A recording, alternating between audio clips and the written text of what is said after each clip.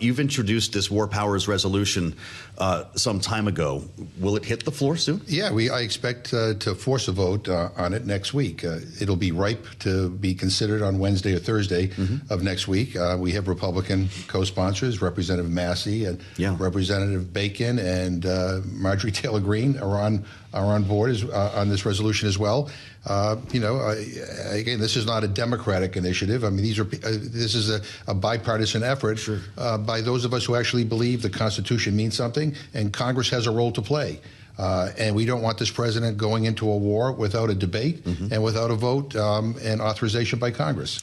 Would this be specific to Venezuela or more broad? It would be specific to Venezuela because that's the conflict we seem to be getting sucked into. Yeah. Although the clip you just showed of the president, he went on to further threaten Colombia, where he might do further action. But look, wars are easy to get into. They're hard as hell to get out of. And we have a history, of talking tough, of getting sucked into these wars that cost, billions and billions of dollars. And then we find ourselves in a quagmire that we can't get out of. Now, I know for a fact that you understand the politics of the Caribbean better than most on Capitol Hill. You helped to begin normalizing relations with Cuba in the Obama administration. You've spent a lot of time in the region. So what do you think the president's aim is here? Is it regime change or something else? Yeah, I think it's oil, quite frankly. Yeah? I think this president is not about promoting human rights. He doesn't give a damn about democracy. And this is not about drugs. I mean, he pardoned the former president of Honduras, who's one of the biggest narco traffickers in the world. Hundreds of tons of cocaine. So I think, there must be some financial interest in pursuing this policy for the president, because that's all he really cares about, making money for his family and money for those who are close to him. Look, our history in Latin America has been one of arrogance, has been one of putting profits ahead of human rights. And by the way, this administration doesn't give a damn about human rights. They just issued their national security strategy. And this is the first administration that has removed the word human rights from the strategy. So this is about Donald Trump's ego, and it's about, I think, oil. I think that's, at the end of the day, I think that's what is that why we're seizing tankers? Again, it would be nice if we had a functioning Congress that would call his administration up and ask these questions like, why are we doing this? Why now? Again, this is not about drugs. More drugs are coming from Mexico and China than from Venezuela. So what is the strategy here? And the president's threatening, action on the ground in Venezuela. Now that's war. He's threatening to cut off, air traffic. He says we're going to do the land. Right. So do you think that he would actually strike ground targets in Venezuela? Well, if he does, that's an act of war. Yeah. That's an act of war. Is blowing up drug boats not an act of war? Well, I think it is. We have some of my colleagues are debating that issue. But we're not only blowing up drug boats. It appears that we are guilty of serious human rights crimes by actually bombing survivors who are begging for help. Again, Congress ought to be demanding a clearly defined mission in terms of what he is doing in Venezuela. And up to this point, there have been very few questions, and he's provided very few answers. You said something interesting, a functioning Congress. Yeah.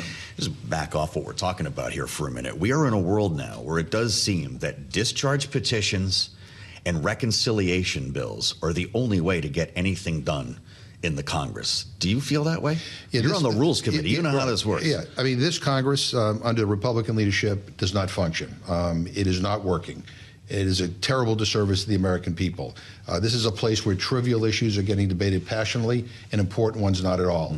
We have a healthcare crisis right now. People are seeing their healthcare premiums skyrocket. People are deciding to go without health insurance next year because the costs are so high. We need to be talking about extending the ACA tax credits so that people can afford their health insurance. And we're not doing that. We're talking about stupid stuff, stuff that is probably not even going to even be considered by the Senate, that is going nowhere. Again, Congress, a functioning Congress means that we do the work of the American people. And I'd like to think, no matter, what your politics may be, making sure that we are addressing issues of affordability, which includes the cost of health care, are front and center. If the Republicans have a plan, then bring the plan to us. Let's debate it and vote on it. Yeah. They've got nothing. Well, let's talk about health care, because Republicans put up a bill in the Senate yesterday. It failed. Then the Democratic plan failed. The Democratic plan, of course, would extend Obamacare subsidies. The Republican plan, produced by Bill Cassidy, would have health savings accounts. Congressman, I spoke with Nicole Maliotakis yesterday, who has signed on to a bipartisan effort in the House, D's and R's, that would extend the subsidies, would add some eligibility controls as well. Because someone like Nicole Maliotakis is not a fan of the Affordable Care Act, as she told us yesterday. Let's listen. There's so much fraud here, which is why we think we have the proper balance. And this gives us enough time, by the way, to then work over the next year or two to be able to come up with something that can truly replace the Affordable Care Act and bring costs down. Now, what the Speaker and leadership are saying is that we're going to take up a health savings account measure, which will help people certainly with their medical costs, and I support that initiative. But it doesn't go far enough.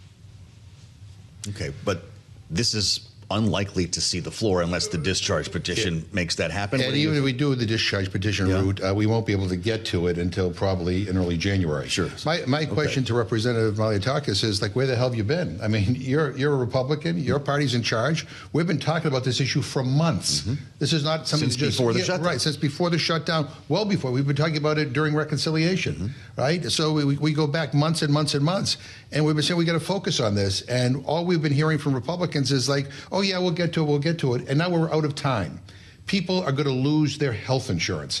Healthcare ought to be considered a fundamental human right for everybody in this country. You know, I mean, you need healthcare. If you don't have healthcare, you end up in an emergency room. Right. You know, I mean, this is crazy. So look, there are a number of discharge petitions that have been introduced with various approaches to helping people afford their health insurance. I mean, let's figure out what the best one is and let's move on it. But the stalling and the excuses and the finger pointing, it has to end. You know, we want to debate this issue. We want to vote on this issue. We want to help the millions of people in this country who are about to get screwed. What's the conversation in Worcester, Massachusetts right now? If you stop in Kelly Square and ask somebody about their health insurance, are they seeing these increases and dropping off the rolls?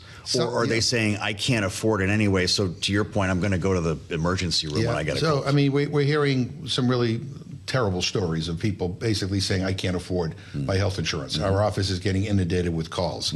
Look, people in Worcester just want us to do our job. And they get it. There are differences between Democrats and Republicans. But at the end of the day, they want us to get something done. You don't have to agree on everything to agree on something. But whatever that something is, it has to be about improving the quality of life for the people who live in Worcester and all around the country. And the problem with what the Senate did on the Republican side is the stuff that they're proposing, you know, it doesn't mean anything in anybody's life. I mean, you know, saying I'm fixing health care, but in reality not fixing health care, not making it more affordable, well, that doesn't help anybody, right? You know, we ought to have a larger discussion on how we fix our entire healthcare system, because it's a mess. It's too for-profit oriented. Yeah, okay. But we're not going to do that in a week or two, right? Right now, we need to extend these tax credits so that millions of people don't see their premiums skyrocket and millions don't lose their health insurance. We've only got about a minute left here. A terminal user just wrote us while we're talking. Ask the congressman why the ACA failed that they designed.